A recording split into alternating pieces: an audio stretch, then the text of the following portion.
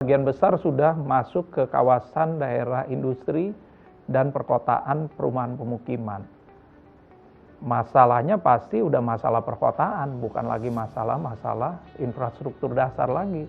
Ya, seperti misalkan sekarang ini yang jadi masalah major di kita, kemacetan, banjir, sampah, kemudian kepadatan hunian, polusi udara. Nah, ini kan masalah-masalah kota besar yang telah merubah wajah Kabupaten Tangerang yang dulunya daerah agraris, kemudian berubah menjadi daerah industri, dari daerah industri berubah lagi, shifting lagi menjadi daerah kawasan perumahan pemukiman.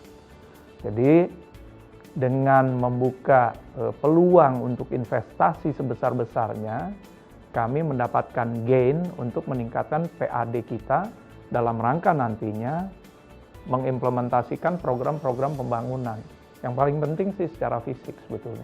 Hanya memang saya harus akui bahwa 2 tahun terakhir ini pada saat pandemi banyak sekali kerjaan-kerjaan yang harusnya kita laksanakan di tahun 2020 akhirnya menjadi terlambat dan kita baru laksanakan di tahun 2022 ini.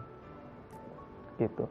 Termasuk terkoreksinya juga PAD kita dan anggaran belanja daerah kita.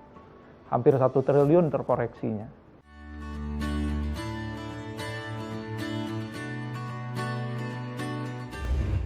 Yang pertama, pengembangan kota-kota satelit di Kabupaten Tangerang ini bukan saja membantu pemerintah daerah untuk penyelenggaraan infrastruktur dasar yang layak, modern, ya. Kemudian juga yang bersih buat masyarakat. Tapi juga di belakang itu ada pertumbuhan ekonomi yang sangat luar biasa sekali diciptakan oleh kota-kota satelit. Bayangkan satu kota satelit ini bisa menciptakan lapangan pekerjaan yang secara langsung itu bisa di atas puluhan ribu, bahkan seratusan ribu.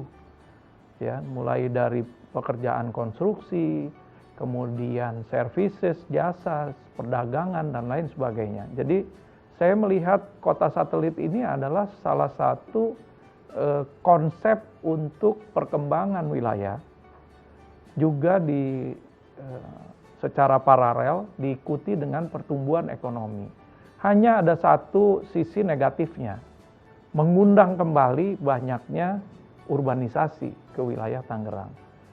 Dengan mengundang urbanisasi, otomatis laju pertumbuhan penduduk di Kabupaten Tangerang itu akan menjadi sangat tinggi dan secara akumulatif akan berlipat terus di masa-masa yang akan datang.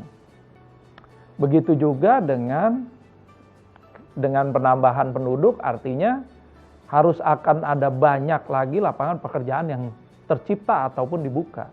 Nah, itu challenge berikutnya. Kalau tidak ada pertumbuhan lapangan pekerjaan yang signifikan, akan menjadikan pengangguran terbuka dengan angka yang sangat tinggi. Nah, inilah yang dialami oleh Kabupaten Tangerang pada saat ini. Boleh saya katakan Tangerang Raya lah, ada Tangsel dan Kota Tangerang juga.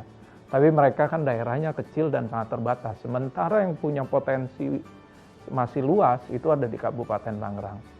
Jadi kami selalu, pemerintah daerah, selalu harus berpikir setiap saat lahan yang ada di Kabupaten Tangerang, setiap hektarnya itu berguna untuk apa? Kalau untuk sawah, berapa padi yang diproduksi setiap tahunnya, berapa lapangan pekerjaan yang bisa dihasilkan oleh sawah tersebut, dan berapa produktivitasnya. Juga cycle ekonominya. Begitu juga dengan ladang, kebun, tambak, ataupun pabrik, ruko, rumah, maupun pusat-pusat ekonomi yang lainnya, gudang dan lain sebagainya. Jadi kami ini tuh harus selalu berpikir memanfaatkan ruang-ruang yang ada untuk kemudian mencoba membuka lapangan pekerjaan seluas-luasnya. Dan juga menggerakkan perekonomian untuk juga menambah PAD kita. Jadi inilah yang terjadi di Kabupaten Tangerang pada saat ini.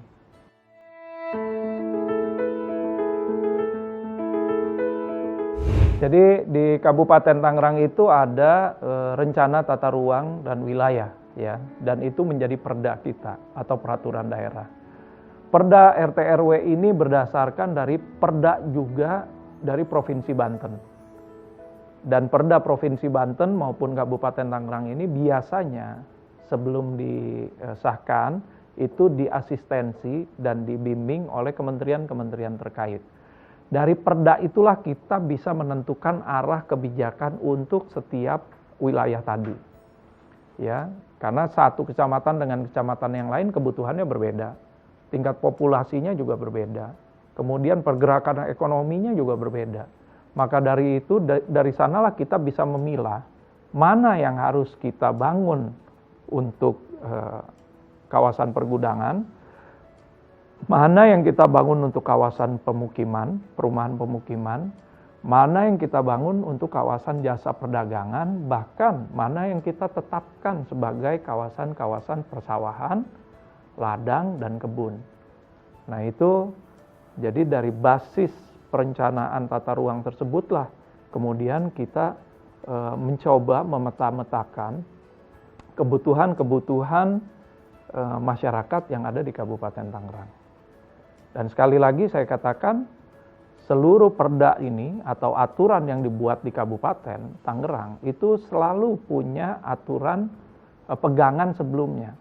Entah itu perda provinsi, kemudian undang-undang yang paling tinggi, di bawah undang-undang juga ada perpres, ada peraturan menteri dan lain sebagainya. Dan itu yang harus kita akomodir semua. Jadi mau tidak mau kita harus seefisien mungkin memilah-milah wilayah di Kabupaten Tangerang untuk program rencana pembangunan jangka pendek, jangka menengah. Jangka pendek itu 1 untuk 5 tahun, ke menengah itu 5 sampai 20 tahun, kemudian jangka panjang setelah 20 tahun.